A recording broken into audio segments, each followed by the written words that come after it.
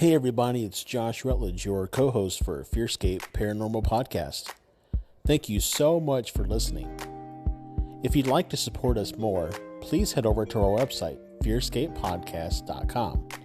There you can click on store and browse some really awesome t-shirts and maybe pick a couple up, or even go to our Patreon page and see how you can support us monthly. We love bringing you awesome content just as much as you like listening to it. Enjoy the show.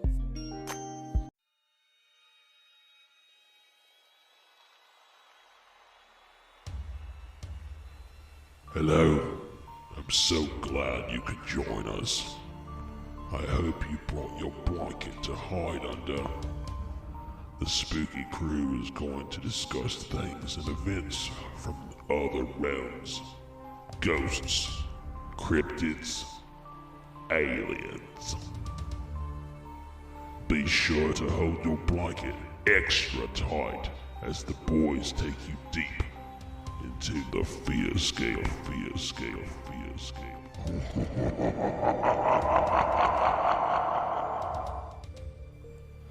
Welcome back, ladies and gentlemen, to FearScape. Man, FearScape is here, baby. We are here, and it is 2020.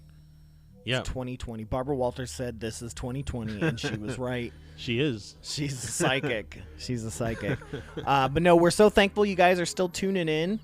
We've got a really cool story for you guys today. We're going to be talking about the documentary that is making waves all around the paranormal community right now, Hellier. It's actually in its second season. Yep. So it was already making waves, but this second season has just... blown it out of the water. It's just blown it out of the water. I am obsessed with this. Like a fat kid loves cake, and I'm a fat kid, and I love cake.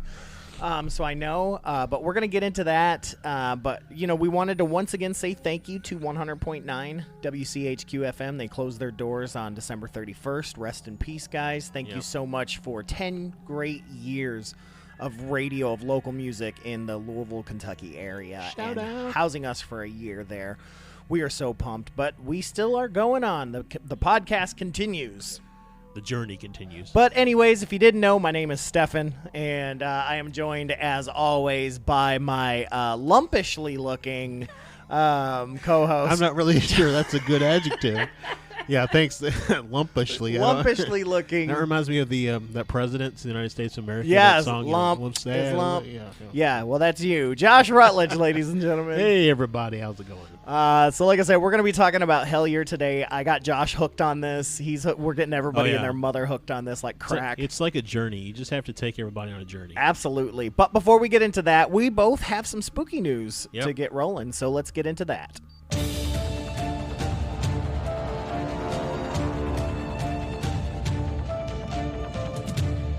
All right, Josh, I'll let you go first. What kind of spooky news you got for us today? Yeah, so this comes from CNN on the travel section. I don't know why it's on the travel section, but what do we do with it? So the title of the article is "Meet the Scientist Trying to Travel Back in Time."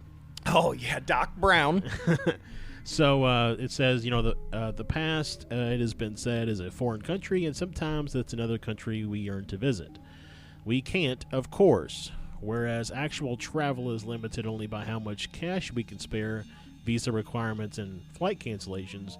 Journeying to times gone by is limited by the cold, hard laws of physics. However, this guy, not Doc Brown from Back to the Future, damn it, but a few real-life scientists currently trying to realize the dream of turning back the clock to travel to the ultimate destination. They're going back in time. Also trademarked. Shout out to Huey Lewis in the news. Yep.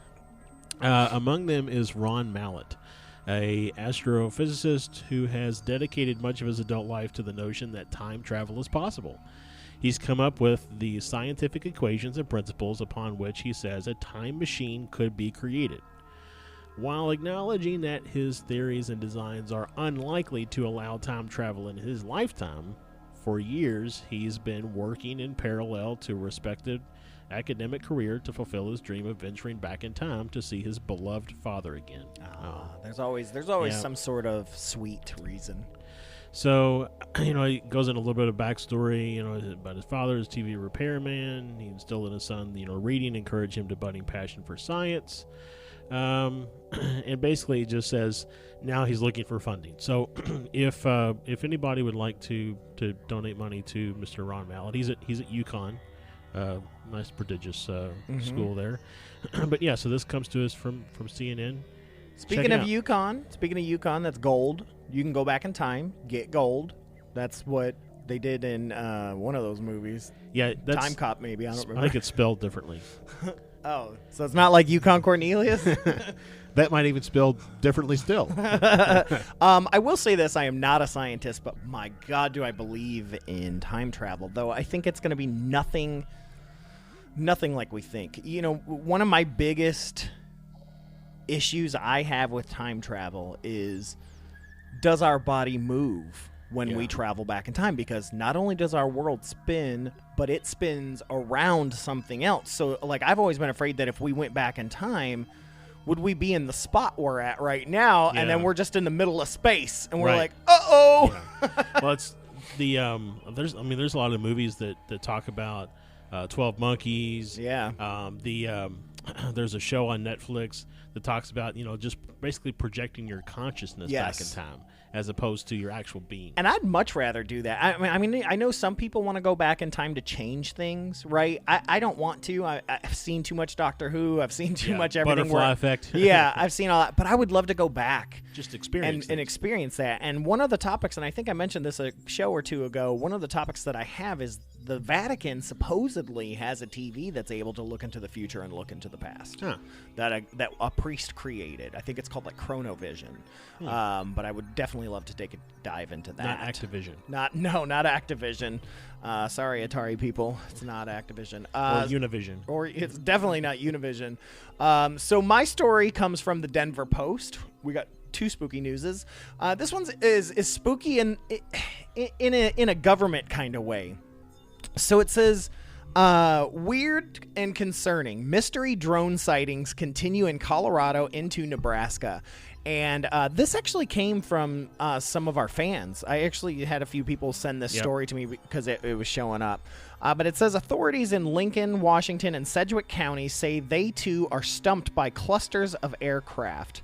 Mysterious drone sightings have been reported in 3 more rural counties in the northeast corner of Colorado and at least 1 county in Nebraska, as local law enforcement officials and residents remain clueless as to what's flying above them at night.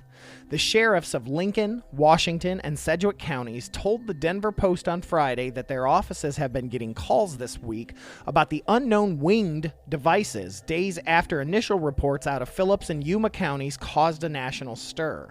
Now, here's what's interesting about these, Josh. Local and national authorities say they have no idea who is operating groups of very large drones reported to have 6-foot-long wingspans and spend the nighttime hours flying in grid-like patterns.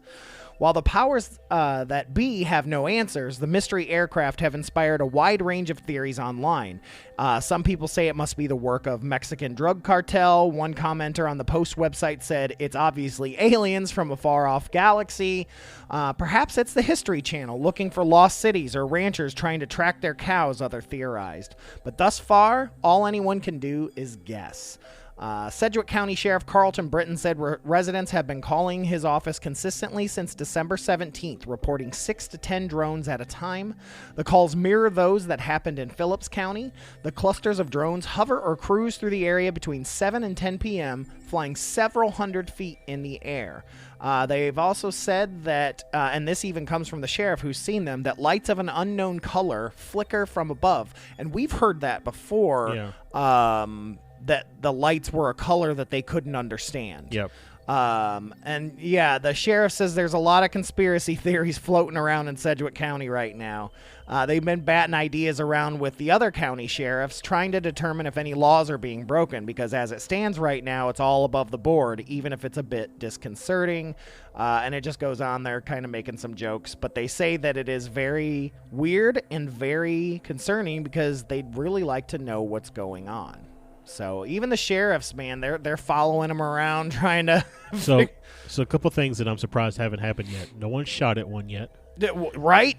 Right? I was just listening to our last week's episode. Why does somebody shoot at a UFO, right? The other thing is, I was reading through some of the comments on the website for the article, and somebody was on there talking about they own like 10 or 15 different drones, and the level of drone that is described in the article would be like several, like $10,000 to $15,000 per drone. Wow. So the likelihood that a rural resident has 30 of these things that they're flying around. Well, you see, you know, Danny down the street, he was just a conspiracy nut, man. When he died, I don't know what happened, but he left me all his guns and he said his treasure trove in his basement.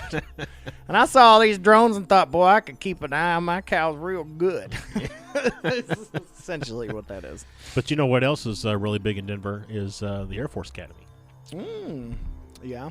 Yep. I mean, there's definitely military bases everywhere. I mean, I don't know. That's why I said I don't definitely know if it's spooky in terms of aliens or anything like that, but definitely spooky that... Definitely weird, though, that like local law enforcement doesn't... You would think if it's the Air Force doing it, they would reach out and say, hey, we're going to do some test flights at night just in case... it's crossing state lines. Right. You know, that's the other side of it. It's crossing state lines. County lines. And it crossed into Nebraska, too. Oh, There's okay. one county in Nebraska that got hit.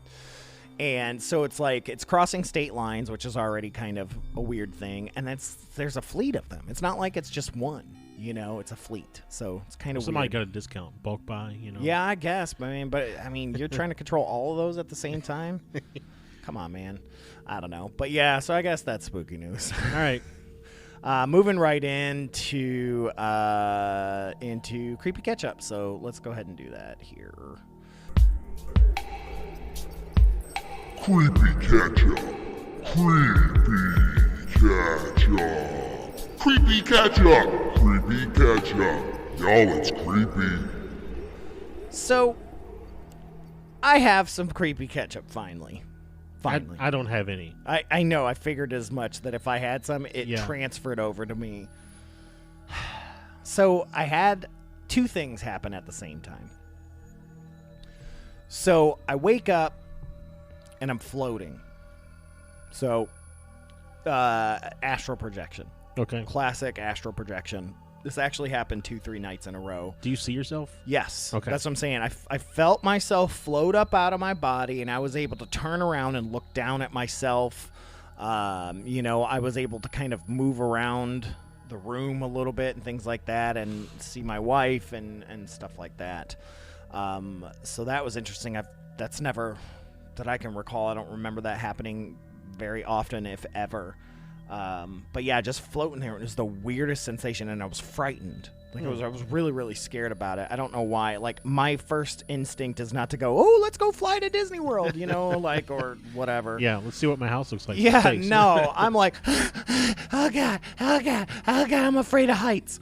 And so anyways, the third night when I came up, like, so the third night was a combination of the astral projection and sleep paralysis because I couldn't move. I woke up, I couldn't move. So you're projecting, but static. Yeah, and so, well, I projected, so I woke up the way you normally do, but then I projected out. And I could see my body shaking like it was trying to move, like I could watch it. I saw it happening, and then I saw the black creatures around me the further and further I got up. And then they all turned and looked at me. And it's that classic black face, just red eyes. Yeah. And then I heard this, like, chittering, I guess is the best way. Like that's the best way I can describe it. And it scared me, and I went, whoop, and, like, just fell back into my body and woke up the next morning. That's crazy. Like...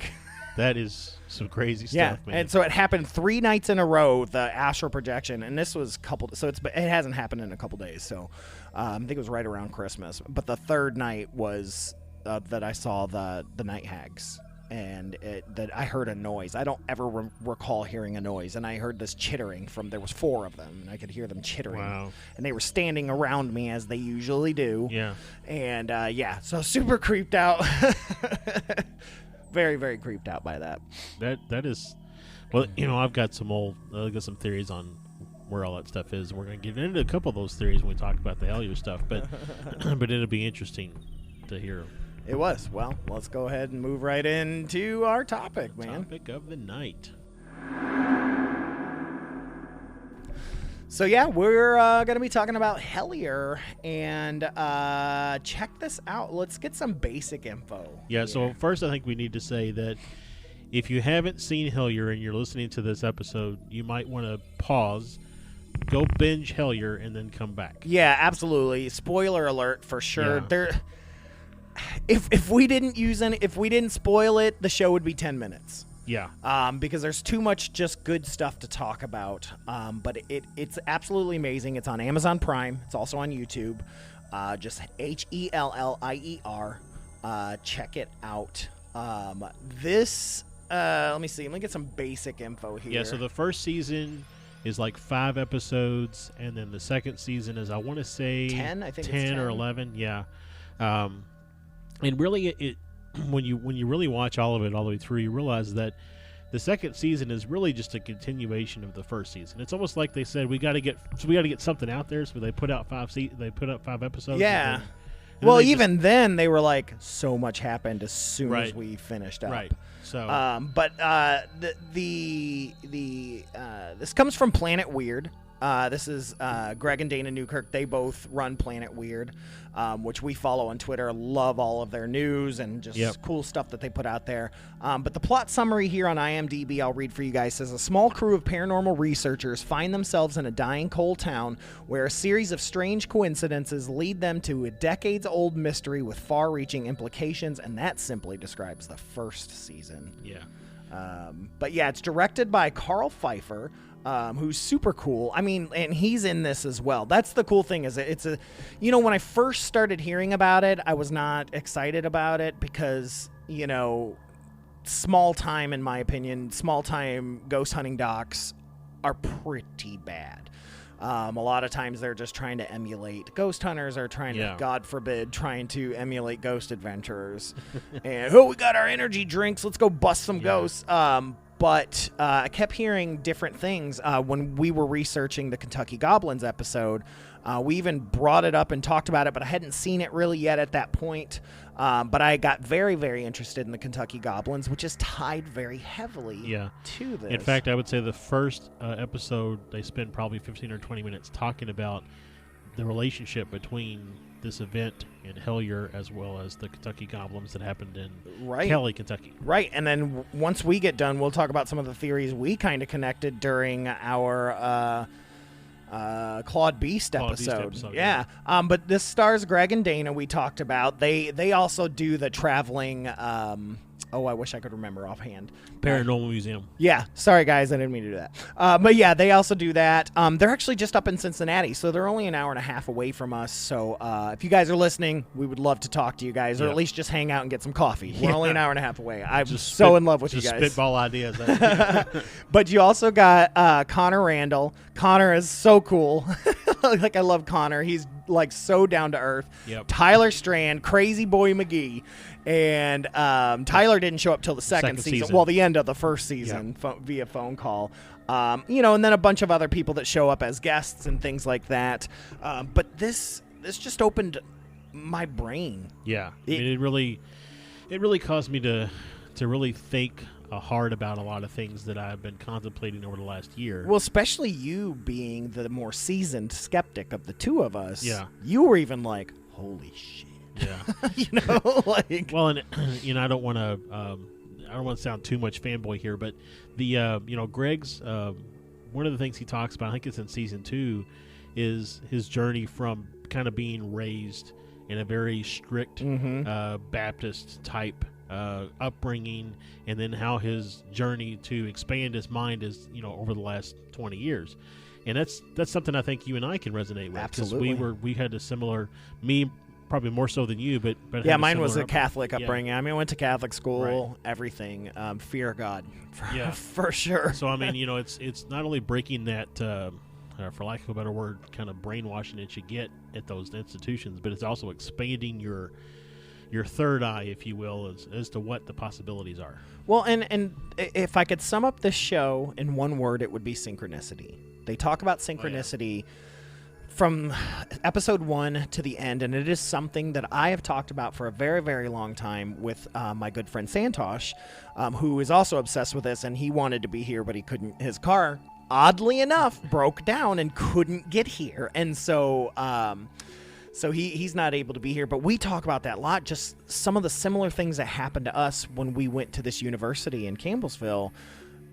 We felt a lot of the stuff that they're going through. Like, I was talking to him and I was like, God, David, this reminds me of the stuff that we believed was happening in Campbellsville. Yeah. We had very much, but we used to joke and call it the Hellmouth because Buffy was popular at the time, but we legit felt like there was something there, that something was happening, and no one was seeing it because of all the Christian eyes that were on it. No one wanted to see it, but us in this small group of, I mean, like, let me tell you, I don't think I've ever even shared this story on here before, but just to share the weird things happening in Kentucky, right? So when we were going through all of this and just being freaked out by things, finding synchronicities at Campbellsville through documents and things like that, we went driving. This is all by Green River Lake, and we drove out to Green River Lake because Santosh said, hey, I'm going to be out there.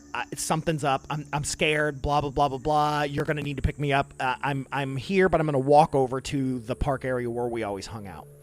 And it was like a half-hour drive from the university. Yeah. And so my friend and I, who I won't name because I don't know if she wants me to, but we went driving, and all of a sudden we just see, it's nighttime, right? We see darkness in the road. But it's a different type of darkness because we're driving in darkness, right? Yeah. It's a different color. And as we get up, we start to see that it's blood. Like, there's just blood everywhere. It looks like, and there's just pieces of deer everywhere. I mean, in the trees, hanging in the trees, all along the rails. I mean, it just looks like 4 or 5 deer just exploded and just went out in all directions, and we scream, and we're like, we're running over everything, and we're freaking out. We're like, oh my God. I mean, it's on both sides of the road. We go and we get David, and David says, I can't remember because it's been almost 20 years now, but Santosh David says something along the lines of, oh my God, we're being, we've gotten too close, there's this whole thing, blah, blah, blah. I felt this thing that we've got to be wary that there's death. Somewhere there's death. And we're like, oh my God. And we're telling him what happened. And as we're driving back, we never saw it. We drove, it's a main stretch of highway. It wasn't like it was a side road. One way in, one way out. We were gone for 20 minutes. Yeah. And after that, nothing. There was absolutely nothing. And we turned around and went back again because we were like, I don't know how, because we didn't do over anything. But yeah, that happened, and there were big, what they call monkey cats sightings, which is what I tied to these goblins, because everything they talked about with these goblins reminded me of what the locals that we had become friends with had called monkey cats in that same area. We've got a family of friends that we went over to their house, and they've got 6 daughters. And they were all crying. They all had stories of this monkey cat that would jump on their car, and it was small, and they just didn't know what to call it, and everyone in the area called it a monkey cat. And I'm like, this might be that. What color was it? I don't know. I don't know. It's one of those things that you think to ask. Yeah, I don't know. Hey, remember that monkey cat? Remember what color it was? But yeah, I mean, they definitely stressed that it was not a Yeti because it was too small. Right. But even in that area, we found Yeti sightings in. My friend, who I'm not going to say, worked in a library, and I used to go down to the archives all the time, and I would go through all these old news articles, and I found 2 news articles from 1898 that had 2 separate Yeti sightings at the opposite ends of the year. In Green River Lake. Wow. And just different stuff like that. And so watching this show, Santosh and I both were like, this is very reminiscent. Yeah. But we were so young. There was, internet wasn't what it is and stuff like that. And then go figure, here's the other synchronicity. That library friend of mine, that friend that lives in Somerset now. And second season is all about Somerset. Yeah. And I am trying so hard to get her to watch it, but she's just busy. I mean, she doesn't have time, but I'm like, oh, she's a reference librarian. I'm like, y'all should have interviewed her. She knows everything backwards and forwards about Somerset. And I'm just like, man. And her house was so haunted, man. A lot of my stories that I've shared on here came from her house, and it's just, synchronicity, man. Like again, that's what I'm saying. Like, and synchronicity really went into deep mode into the second season. Oh yeah, big time. But the first season, I mean, let's not get a little too off topic. Yeah, which I do. I'm sure we could talk a lot about your experiences. Oh yeah, I mean, some of the stuff I've shared about Campbellsville didn't tie into the, I don't know, air quote here, Hellier experience that we went through. Well, that you know of. Yeah, that I know of. I don't know if some of the other things how are deep tied the or rabbit not. hole goes. You know, Santosh swears that he saw like a troll or something underneath one of the bridges outside of campus. You know, it was green and small, had big ears. He even had a night hag that was similar to, and this is when he was freaking out. It's like, there's even a night hag that had jumped on the end of his bed that had the pointy ear. I mean, it's just like there's right now it's hitting me. I'm like, oh my God, synchronicity. Right. So for those who have watched Hellier season 1 and 2, you'll know that the kind of description of the goblins that take place in Kentucky, as well as the goblins that are, that kind of kick everything off in Hellier, are just kind of those little grayish, or what actually they, I think, associated with the grays from an alien race. And so one of the things that they talk about quite a bit is ultra-terrestrials as opposed to extraterrestrials. I was hoping you were going to bring that up, because I did a deep dive into ultra-terrestrials. Explain that. So best I can, and I have not done a deep dive into ultra-terrestrials, so I'm going to speak off what I think it is, and you can tell me if I'm wrong. So what I think ultra-terrestrials basically, so extra meaning coming from outside of the Earth, ultra meaning some advanced race coming from inside of the Earth. I think so, yeah. So still more advanced than humans, let's say, but coming either from inside of the Earth or from the Earth. So maybe via a dimensional rift or the Hollow Earth theory, or the Hollow Earth theory. You know, so but still just so that every experience that anybody has ever had, thinking that it might be an extraterrestrial, it might actually be an ultra-terrestrial. Right, and I've definitely heard that the alien sightings may be ultra-terrestrials, and yet the UFO sightings that we see are pretty much just the government. Like, that's something that I've run across when researching, is that's just all government, stuff. Even Keith was talking about, find it funny that everybody was seeing triangle-shaped UFOs, and then the stealth bomber shows up, So it's like, I get it. And so, but yeah, the sightings themselves, cryptids and things like that, fit more into this ultra-terrestrial theory, this ideology, and I'm down. I mean, when you think about it, I was thinking about it today, actually. We have, and I think I've mentioned it on our show before, we as a people, as the human race, we have grown our front brain, and we have forgotten about our rear brain. So there's the concept that, call it the ass brain.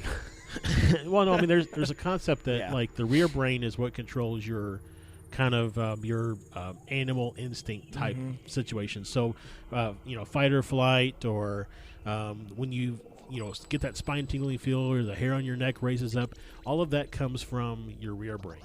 Whereas your ability to conceptualize things and to logically to break things down, all that stuff comes from your front brain. Right. Well, as we've grown as a people over the last few hundred years, and our front brains have continued to advance, we've kind of forgotten about, or we push down what happens in our rear brain. And so it makes me wonder if there's an opportunity to do some type of experiment where you go on a ghost hunt and you somehow turn off your front brain and you tap into that rear brain to see. Makes you wonder if that's what the God helmet does, in a way. Yeah, maybe it does. Who knows? I have no idea. I've never gotten to experience it, so I don't know what it. I know. I'll tell you what. Two things that really struck me, that really made me very interested, and I'm super jealous of Greg and Dana and them, is the God helmet idea, and then the Estes method. Because I looked into a kit, and it's not cheap. Yeah. And that is something, as someone, especially, I loved when Dana did it. I'm paganist too, so I resonate with Dana a lot. I'm pagan as well as I have psychic gifts and things like that. And I'm very interested in seeing what that would be like for me. Yeah. On terms of how I feel things through the Estes method, as well as the different things that they did. But then to see how you do it too, with having the photographic memory. Like, are you able to pick things quicker than me? Because my short term goes quick sometimes, and I'm like, I forgot because I hear something else, right? Right. And so wonder how that stores in your brain. I would be very interested down the road for us to somehow get that. It should be like a paranormal rental facility where you can rent tools for the paranormal. Yes, just for a weekend. I would totally do that. Business idea. Yeah. Copyrighted, trademarked by FearScape Media. But yeah, I mean that's the thing, and that Estes method is what took Connor out of being a sound guy into being a central character. Yeah. Right? And I say character just in the sense I'm a theater person. Right. I see the overall story. I mean, and that's what Carl's doing anyways. He's putting together a story. Right. God, I wonder how much. I love when he's like, you know what, I found this tape later on. Yeah.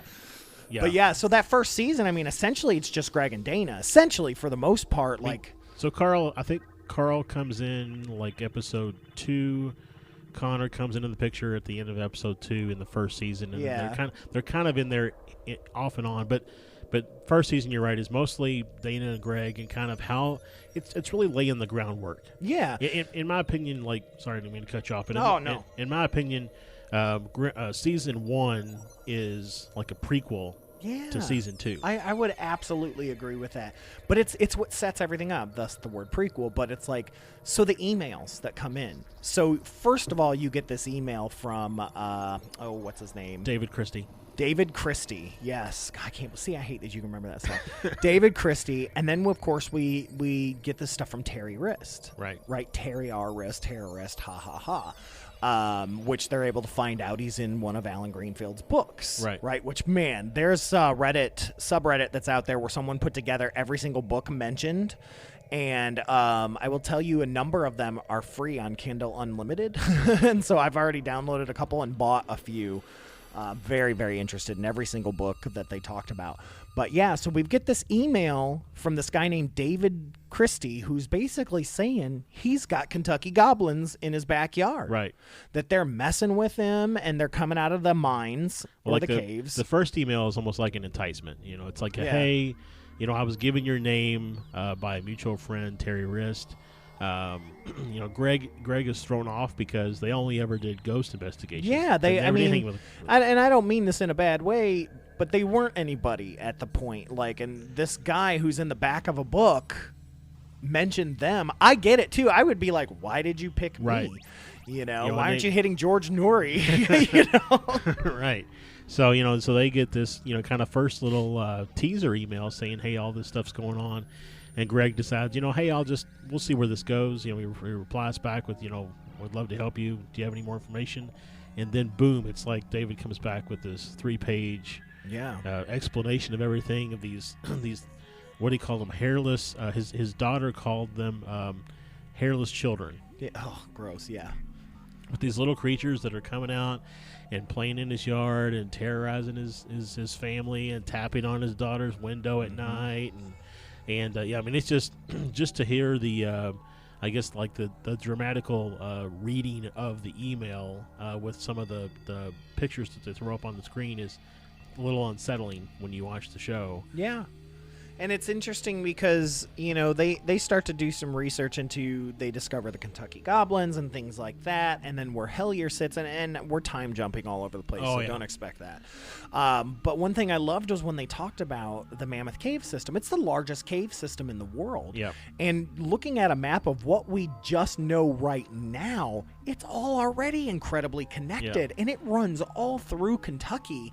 And it's all the way through the Appalachian Trail. Yeah, all the way through the Appalachian Trail, and it's like it's a system that can be traveled. Yeah. Somebody, maybe it was Santosh, said to me, he's like, well, so many are underwater. I'm like, we don't know that they can't breathe, which brings me back to the clawed beast of the Ohio. What if they are amphibian? We have no idea. Like, if we're going on the ultra-terrestrial idea, what if they are amphibians of some sort, and But then you got the one we did on the Claw Beast of the Ohio. If you remember, there was 3 events that took place in 1955, all within pretty close proximity to each other. There's the Loveland Frog that took place in Cincinnati, or just outside of Cincinnati. There's the Clawed Beast of the Ohio, and then the Kentucky Goblins was in Evansville, Indiana, and then the Kentucky Goblins, which took place in Kelly, Kentucky. Yeah, which we did a thing. It was like 75 miles south directly like a south. straight line. But I mean, it's the Ohio connects through to the river into the cave system and everything. And if you remember when we talked about the Clawed Beast of the Ohio, the victim had some mud on her leg that was only found in under river cave systems. in underground river cave systems for sure. So yeah, it's all connected, man. It's all absolutely connected. But anyways, they head out to Hellier to go investigate this because they can't get in touch with David anymore. He's just kind of disappeared off the map. For a lack of a better term, he ghosted them. Yeah, exactly. He ghosted them, which, Greg's like, probably like, oh, well, I can handle this. Yeah. Ghost.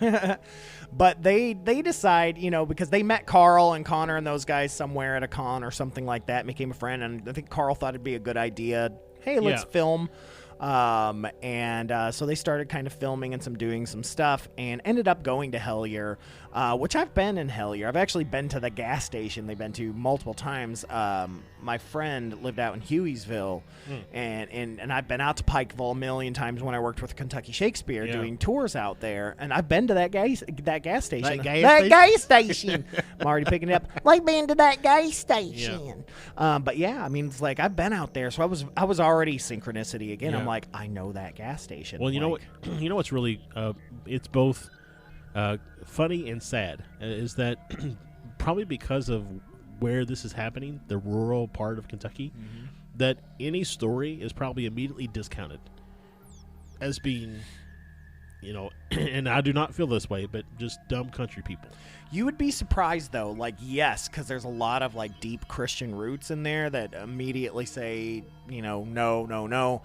But then there's this old-timey folk people that exist, too, that are very much like, we've seen things y'all can't even imagine. Well, I mean, if you think back to the episode we did on Native American creatures, one of the things we talked about was, their version of the Fae being up in the Appalachian Mountains. Yes. And so when you go back to even hundreds of years ago, the folklore of the area, there were these creatures that lived in the mountains. Yes. So... And there are, and then you'll meet a lot of country folk, especially mountain folk, that'll tell you things that they've seen lights and cry and tell you these stories of creatures they've seen. And it's, when do we start believing these people? Right.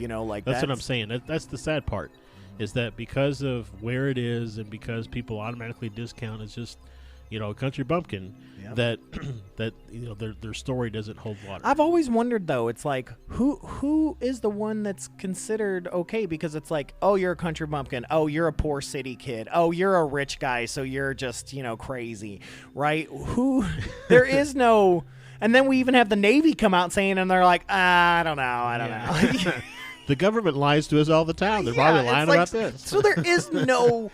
person that you're like, well, I'd believe them. Well, actually, so I think what it probably boils down to is that people's unwillingness to believe is their fear, right? Yes. Because to accept that something like that is possible just brings into question all kinds of other things about your own kind of what you believe and your own experiences and all that kind of stuff. And it really starts to make you question yourself.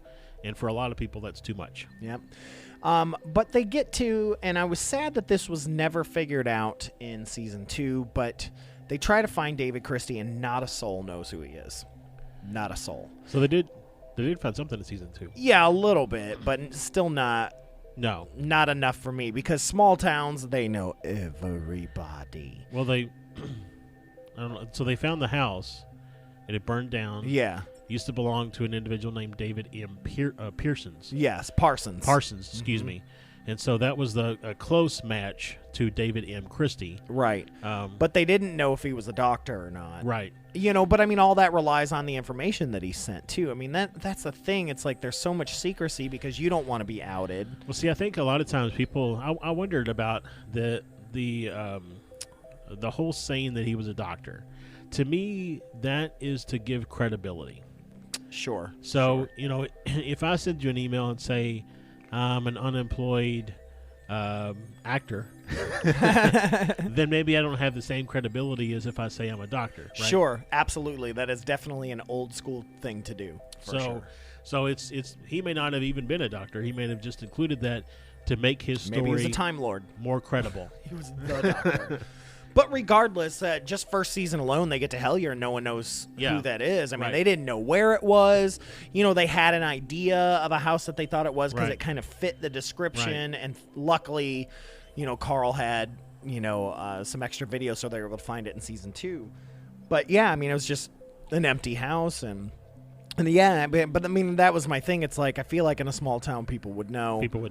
And granted, he wasn't there that long, but still, I mean... But, I mean, it also could have been owned by someone who wasn't David M. Christie. Correct. And rented to this person who was the doctor. Very true. Yeah, who knows? A lot of people don't know renters. They know owners. But they discovered how scary that Eastern Kentucky can be by being out there, because even the people they were meeting were like, oh, yeah, let me tell you stories. And they do. Like I said, mountain folk out there and the people Pikeville and all that area out there, they all have stories of things that they have seen, when they're out, because they're in the country. Since watching that, I haven't had an opportunity, but my grandmother grew up in Monticello? Not Monticello. Yeah. But Monticello, Kentucky, which the house that she lived in was next to a cave entrance. Interesting. So that's not far from Somerset. Wondered if they ever saw anything questionable. Absolutely. I mean, like I said, that whole area is rife with stuff. But yeah, they get there and nobody's really helpful, and I think they had more interesting thing happen at the place they stayed. Yeah, right? This was this was still first season, right? They're first season, so they're staying at that cabin. Yeah, that cabin, and you've got Connor on the Estes machine, and all the while something's in the bushes, right? Something's just outside of you, right? And it's like, yes, I know skeptics. I know it could be a raccoon. I know it could be a squirrel. I know it could be a Kentucky wildcat. I know it could be a bunch of things. But what if it was something else? Right? Just because it can be all those things doesn't mean it can't be what we're talking about. Yeah, and then the big synchronicity thing, the tin can. Yeah. When Connor sees this tin can in his mind and he can't shake it. Right. It's just a used tin can, and it's a very particular type of tin can. Well, he kept saying, when he was doing the Estes session, he kept saying, Carl knows this, and Carl knows the way. And they immediately thought he was talking about Carl, the director guy. Yeah. But actually, later on, it's found out that as part of the Ingrid Cold, that there was a connection there for a Carl and a Connor. Yes. And so in both cases of the Estes method, you hear Carl and you hear Connor. And you assume they're talking about those people, but it's actually related to Ingrid Cold. Let me tell you, Ingrid Cold, okay? I am obsessed with Ingrid Cold now because of this. And I forgot how much the Mothman Prophecies movie really tied the two together. Yeah. The Mothman and Ingrid Cold. And I knew I had heard that name before, but I've been reading a lot of stuff up on Ingrid Cold, and we will be covering Ingrid Cold for sure. But it's just very interesting, all that. And then, I don't remember how they got to that cave where they find the tin can, because it's been so long. So it was an old railroad tunnel. Right. They had asked around if there was any place they could go to get into the cave system. Oh, that's right. They were directed to that railroad tunnel. And so then from that railroad tunnel that was supposed to connect into a bunch of different cave systems from there, because it was like a 2-mile long railroad tunnel. Yeah, it's interesting because there's a lot of old, not only do you have caves, but you've got these mines, and a lot of them connect. Right. And there are a lot of old towns. When I went out there visiting my friend that lived in Hueysville, he's like, let's go take a ride. I'll go show you something cool. And he's taking me on this mountain road in the Appalachians. I mean, there's no rail. I mean, you're freaking out? I'm freaking out. I mean, you can tell he's been driving this since he was a kid. Right. He takes me, it's about 45 minutes deep into the mountains. And then all of a sudden, he's like, wait for it. Boom, city. In this valley. It's just this small, wooded valley. and everything's just overgrown. And we get in there, and it's just this old mining town that was there, he said, was there for 10 years only in the 50s. Wow. And then it dried up, and so they left. Everyone moved. I mean, there's just empty houses. Yeah. There's a school. There's an old general store.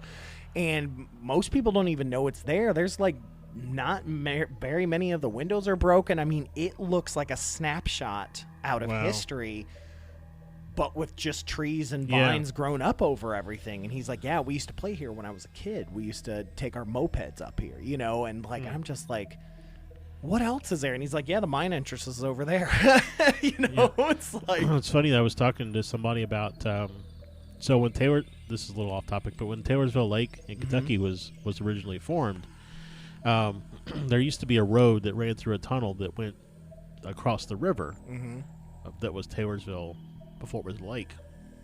And when they decided to build the dam and dam it up, they didn't tear any of that stuff down. yeah, no, there's so many They cities. just let the water fill up over top of the houses and stuff that were left. And he said that when it first filled up, the water was so clear that you could go on a boat and look down through the water and see houses and barns and sheds and everything. I've heard else. that. I've heard that with all the, because there isn't a natural lake in Kentucky. They're all man-made, and I've heard stories about that from all of them. There's churches down there. It's not just Kentucky. They're like Missouri does it and things like that.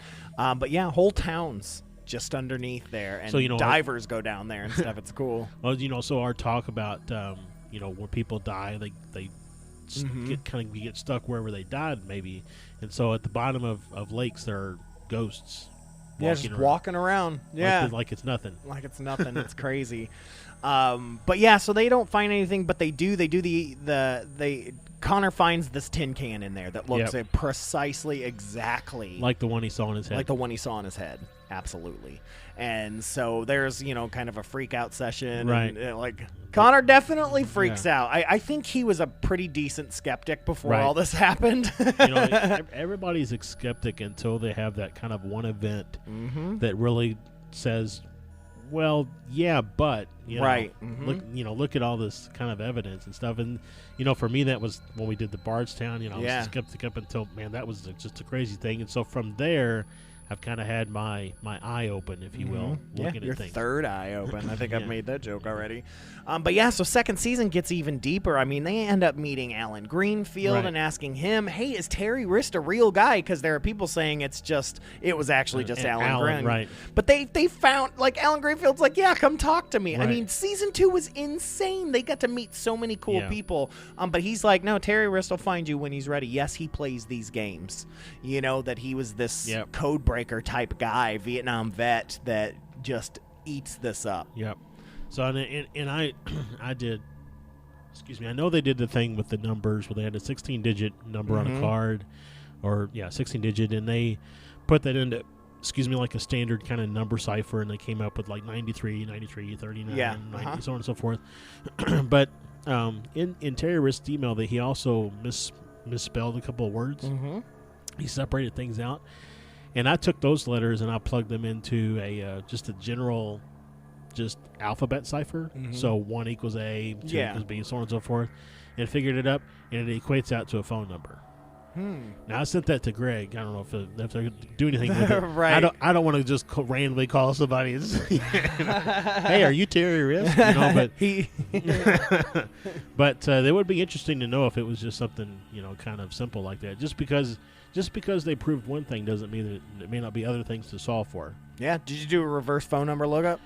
I did. Well, I did. I mean, Terry Wrist ain't going to let his number be out there. It's a cellular number. That's all I know. Area code's based in Southern California, but that doesn't necessarily mean it's where the person is. Right. Well, I mean, they said that they thought that's where Terry might be, was in California, if you'll remember. Yeah, so. Boop, boop, boop, boop, boop. But yeah, so it was cool meeting Alan Greenfield. Just opened the floodgates. Oh yeah, it was just that whole. I mean, if you pay attention to the clock that's kind of flashing behind. Yeah, they were there for. They were there for like 6 hours. I'm super jealous. I want all that footage. I want all of it. Yeah, all the unedited footage, please. So I want that book, but it's a hard one to track down as well. Oh yeah, I think I found a copy. You talking about the Euphonot? Yeah. I think I found a copy. It's like $193. Yeah. So yeah, Greg, if you want to go ahead and make some copies and send that to FearScape Podcast at gmail.com. Thank you. But yeah, second season was just crazy, man. Like it was so good. Yeah. And getting into the Indrid Cold stuff and just getting into just all of the different theories, getting into Aleister Crowley, who we covered last year, and David. It's funny because my friend Santosh David was reading an Aleister Crowley book when he was watching Hellier, and so he runs to the book and was like, oh my god, and all the numerology and just number ideas, and that's all stuff that I've been a part of and done and touched, and it's just crazy. Well, you know, they talk about in the first season and the second season, they talk a lot about the Third Order. Yeah. And the Third Order being a part of the and now this I'm going to blank on, but it's some like golden society or something. Golden like Dawn. Golden Dawn. There you go. And there's 3 orders, and the Third Order being kind of the highest level, and all this kind of stuff. But I was also thinking about when we did our podcast we did the interview with Steven Stanek, and he was talking about the Jinn. And I did some research on the Jinn. And if you remember, one of the items that I found in the research is that in the Arabic, there's 3 races. Yes. There's the angels, the Jinn, and humans. Yep. And so you could almost say that the humans are the Third Order. The Jinn exist outside in another plane, and the angels exist outside in another plane. And so maybe the humans' MIA is we're not living up to our part of the bargain. Wow, interesting. Yeah, Golden Dawn is very, very interesting. It in itself was really, really cool, but even Crowley was like, I'm going to do my own thing. But yeah, I mean, a lot of that influenced a lot of Gerald Gardner stuff into modern paganism and stuff like that. But yeah, so it was cool. So you got Santosh reading that stuff, his synchronicity. I mean, he's emailing me, he's messaging me on Facebook every episode. He's just like, oh my God. This is how it connects to me. This is how it connects to us. This is like already. Yeah. I'm just blown away. And I guess because we're in Kentucky, we're extra close to it, because we're here. We exist in this nebula of Kentucky goblins, right? And everybody, like, I've been asking people, and everybody's got a story. Like, everybody's got a story. Well, we were talking to our friend a few months back, and he made the statement of, is it just me, or does it seem like Kentucky has more stuff going on than any other state? Yeah, and I used to say, oh, no, that's that's just because we're here. Right. But no. Maybe. I don't think so. I mean, it's just, I find more stuff on Kentucky than anything, man. It's crazy, man. But what else have we got in season 2? So Somerset, all of Somerset. Somerset is just the stuff that they talk about there, and there seems to be some type of like shadow leadership. Yeah, some sort of secret society. And so that's why I was not cracking up, but it's just like blown away. I'm like, God, now he's hitting secret conspiracy theories and government, shadow governments and things like that. And I believe that. I've heard not in Somerset, but just in these small towns, they're like, you don't mess with so-and-so and so-and-so. They're actually who's in charge. Well, and a lot of times in small towns, I think just in general, you kind of have the hierarchy of who you don't mess with, right? Right. And if you're an outsider, you're an outsider. I mean, right. It's just, you don't get the same interaction as somebody who lives there. And so it was nice that they were able to find that guy that ran the museum local. Yeah, which I've been wanting to go to for a while because the last time I went to Somerset, it wasn't there. So I'm very interested in going, and good for him. I'm sure he's getting some customers now. He's getting some attention, But yeah, I very much want to go. My friend that lives there said it's really cool, and I'm very, very pumped to get to Somerset, and it gives me an excuse to see her and go to the museum. So road trip sometime. Yeah, road trip in the summer. We can get a houseboat and go on Lake Cumberland. It would be great. There's also the Moonbow down there. If you've never seen the Moonbow, it's the only place in the world right now you can see the Moonbow because the part where it was in Lake Victoria in Africa dried up. I saw a moonbow at my house. Not this. This is not a circular. This is an actual rainbow, and it's the only place in the world that you can see a rainbow created by the moon. Okay. Yeah, it's really, really cool. Because I saw a moonbow in my backyard the other night. Mm-hmm. Like with the full circle. Yeah, full circle around the moon. Those are called something else. I don't remember what they're called. But this is not around the moon. It's the light from the moon creates a rainbow. Oh. It's really cool. And you can see it every full moon because it's the way that the mist and the water comes up. It's really cool. Do you know that all rainbows are full circles? Yes. Yeah. It kind of caught me off guard, but there's some stuff on like YouTube and things where people take video and stuff of rainbows when they're in an airplane, and it's just a full circle all the way around. And that's why I've always found it funny that leprechauns say that the gold is at the end of the rainbow, because there is no end. There's no end of the rainbow. You're just constantly walking around it. Blah, blah, blah. It's literally a Mario Kart track. So you can't fall off the edge. Yeah, you can't fall off the edge. But yeah, season 2, man, so good. Dana, and just the references to Pan, because that was already where I went as a pagan. I was immediately thinking Pan, and then when they brought up Pan, I was like, yes, because Pan is already taken, So if you remember when they did the Estes experience at the cave in Hellier first season in the railroad tunnel, they talked to somebody there in the tunnel, and they all said, I get the feeling like there's something there and it's sleeping and it's not ready to wake up yet. Right. So then you go to episode 2 and they do the ritual in the cave to try to call Pan, and they say some they don't really get the response that they were necessarily looking for. The last episode of season 2, they're sitting there on the couch with E.L. Tenney sitting there with them, and they said, they're talking about this ritual that's to call Pan, and Connor says the only god, or actually it may have been Greg, the only god who ever died, and E.L. says, or who is sleeping. Right. So maybe Pan is in Hellier. Yeah. Well, and that's something that I thought about. When they did the ritual and all that stuff, I'm like, they're in the wrong spot. Why aren't they doing this in the train cave? Yeah. Like, that was one thing that I absolutely thought, because that's where the tin can was. Yep. That's where we got a lot of information. They were being told to go to that place.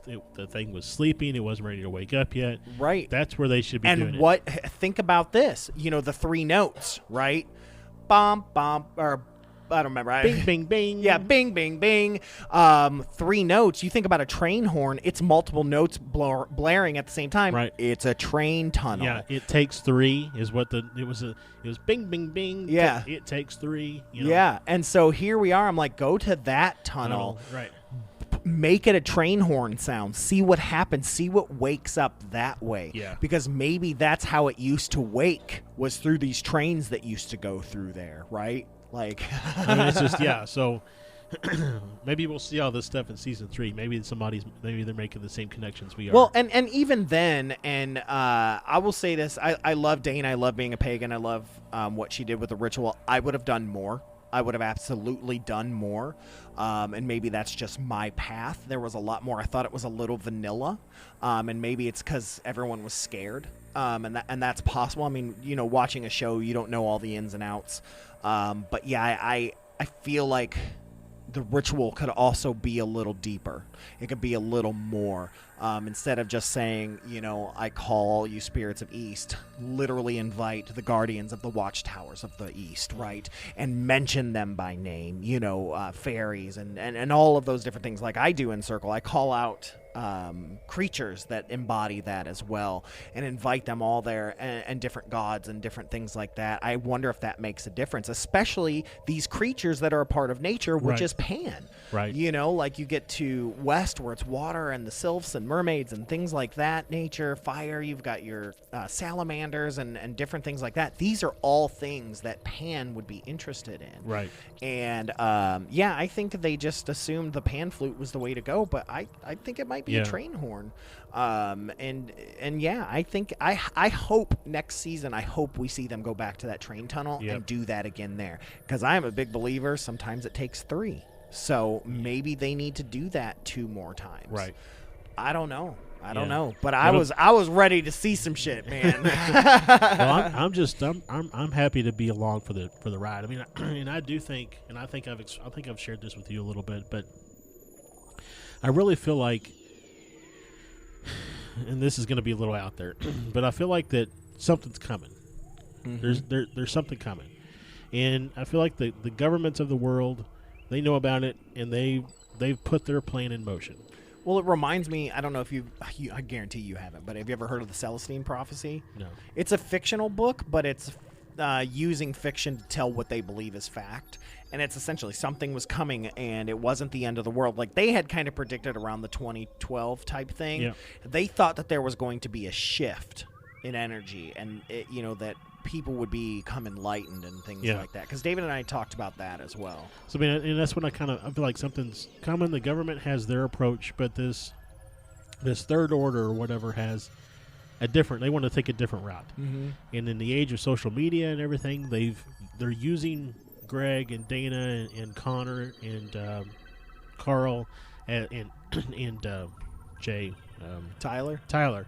They're using those guys as, for lack of a better word, prophets Mm-hmm. to help get the word out, to maybe lead people to enlightenment or to grow their minds so that when this event occurs, there won't be so much shock and awe or whatever the case. I mean, if you look at this group of people, and I include Tyler in this, they are the perfect Scooby Gang. yeah, Everyone has their own strengths, and even as like crazy as Tyler is, like they need that. They Yeah. need that person that's going to jump first, Right. You know, and you've got Carl, who's essentially the skeptic. You've got Connor, who is the soft-spoken. I'm going to call him a genius because he's super smart, right? He's that. Yep. Dana's the witch, and Greg is like kind of the Fred of the group, right? Yeah. You've got this kind of perfect balance that exists there. The only thing they need is me and you. Yeah. Right? No. Just kidding. But yeah, they are a perfect group with strengths that really help each other. And man, I'm like, I wonder what season 1 had been like had they had Tyler along the ride yeah, in the first one. probably more cave exploration. Right. But, and to play skeptic, it's like if you've ever seen the movie The Number 13 or whatever that movie is, The Number 31, or it's got Jim Carrey. But Nope. you start to see patterns and you start to see things. And I mean, it's that this thing I always used to say. It's like when our friend Justin got a Jeep, all of a sudden we saw Jeeps everywhere. Yeah. It's I that mean, same. you do. You mean, but just because your eye is open doesn't mean it's not occurring. Correct. And, It's that's not why I like said you- I'm just going to play skeptic for a Yeah, second. I mean, you didn't hallucinate those Jeeps. They were actually on the road. Well, and even then, I mean, it's like, with the balloons, like the blue balloon. One thing they never mentioned was that Ceres is a blue star. Yeah. So it's like, Well, and there's one thing that they said once. They said it one time or one time only, and then it was like for 15 seconds. They said that good aliens come from Ceres and bad aliens come from Orion. yeah. I thought that was very interesting as well. But it was said once, and then it was never mentioned. Never or mentioned touched again. on again. And then, you can only put so much stuff in. Oh yeah, I mean, And then, we ain't even touched on old girl that sent her crazy emails and ended up in jail. Oh yeah. Oh, and then man. they did a video call with her. and- Yes, I was so thankful that we tracked her down because I was like, please don't tell me we're going to have more people not showing up. Well, she did kind of disappear for a while, and it was because she was in she jail. got arrested, right? So, But man, I know people like her, man. I mean, coming from that area, well, and it's if you think about it, if there is kind of this shadow leadership, if you take somebody who already has a questionable past or questionable connections with her brother and things, it makes it an easier story to sell and to discredit her with whomever she's reached out to. Absolutely. Abso-freaking-lutely will I add with that. Because, yes, skeptics, I can do this, but yet there's a reason. If there is a third order, if there is some sort of something else that's pulling the strings, they're the ones giving you the tools for your skepticism, Yep. right? There's a possibility of that. I will never say 100% on anything because we just don't know, and I hope skeptics listen to our show. But that's my side. The non-skeptic side says, but yeah, something could be pulling those strings that is hiding that stuff from us. And you can say, oh well, how come no one's come out? People have come out. Think about the technicians that came out about about the Roswell incident. Nobody believed them, right? People that come out about Area 51, no one believed them. I mean, it's like, once again, when are we allowed to believe the people that come out? Yep. Well, and it's Or even Bob Lazar. There's another one. well, I mean, it's just I think again, what it boils down to is even if you did believe them, it would cause you to have to question what you believe in, and most people aren't ready for that yet. And so you take a show like Hellier, which maybe gets people to think about that kind of stuff, and so you have people like me and you who are already kind of open to that line of thinking. Right. And we maybe pull in people on the fringe of our relationships that are barely, open to that kind of stuff. They watch Hellier, they start to open their minds, and so on and so forth, and so on and forever. And we start to grow the movement, if you will. Yeah, and that's what it's all about. Anytime something like this gets bigger, you hope that it expands everything. Yep. Like that's the thing. You hope that it gets out there more. And who knows, maybe it's just big to us. Yeah. But I mean they've been getting email after email, and I'm like, third season's going to be even more crazy because of all the connections they're meeting, Yep. and like, and who knows what'll happen. I mean, just the emails, and even Greg was like, we get so many emails and so much of it's crap, but every once in a while Right. something comes through and we're like, whoa.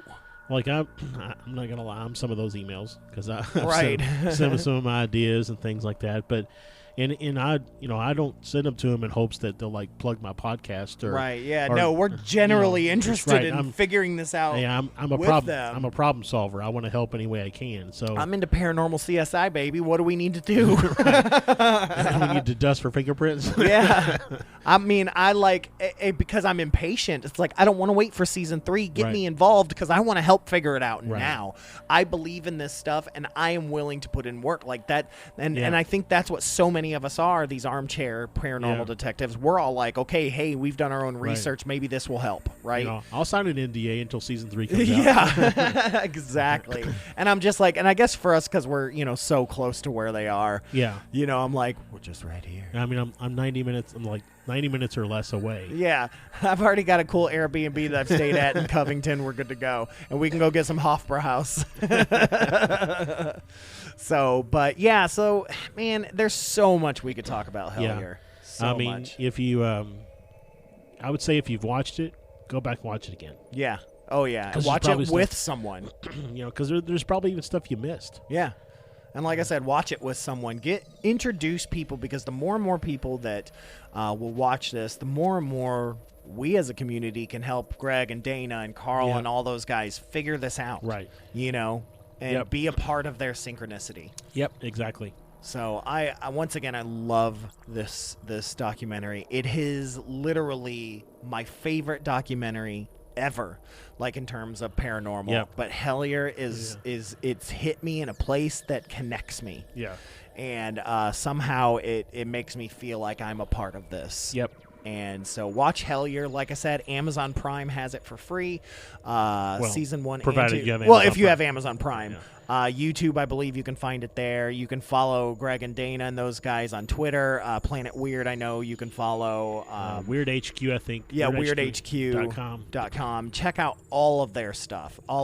I even found some of Dana's old ghost hunting videos where it's her and these other women, and it's great from back in the day. It's on Amazon as well. I can't remember the name of it offhand because I don't have your memory. But yeah, I have become a big fanboy of you guys, and I am so proud of what you guys have done being in the paranormal community ourselves. This is big, and this is awesome, and I can't wait to see what you do outside of Hellier. Yeah. I'm very interested in following what everyone does. Carl, I want to see some more movies. What do you got? I want to see it all. What do you got? So, but yeah, we want to start wrapping up. Yep. Because it's that time. But we've got our listener stories. So we were talking about how weird Kentucky is, right? And so we get so many stories that I find on Haunted Kentucky. So many freaking stories from people. And I've got a number of them. And you can send your story to us at fearscapepodcast@gmail.com, or find us on Twitter or Instagram Facebook at FearScapePod. We're very, very interested in those. We want to hear your stories, and we definitely have had some people send us some stories. This one comes from Doris Smith Gallenstein, and this is her story. When I was 18, I was leaving my boyfriend's home late one night from Flemingsburg, Kentucky, when I saw a large old house burning. I sat in the middle of the road and watched it for what seemed 5 minutes or so.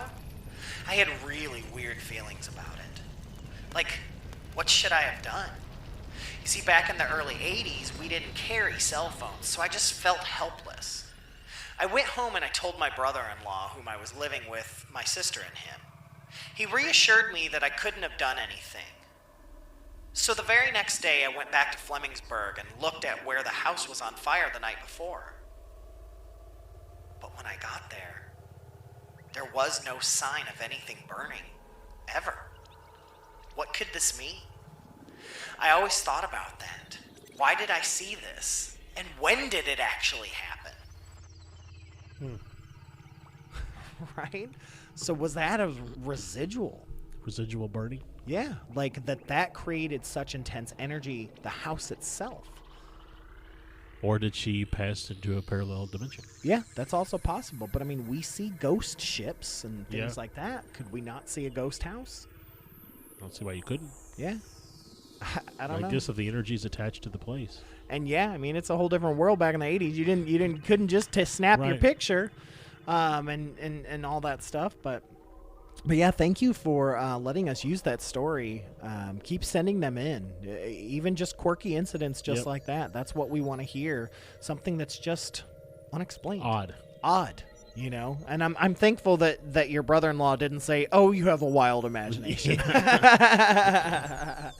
So, but yeah, we're going to get out of here. But as usual, thank you guys so much for tuning in. You guys can always find us at FearScapePodcast.com.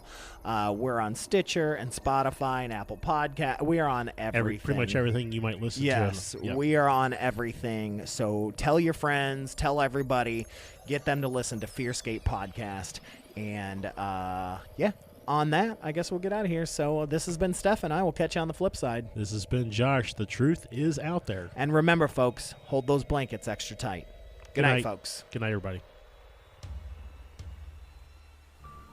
I'm so glad you were able to join us for that horrifying discussion. I hope they didn't frighten you too much. Tune in next week for even more research into the nightmarish and haunting creeps and spooks that we tell ourselves don't exist, but we know they do. Make sure you have your blankets, that you hold them extra tight. Next time on FearScape.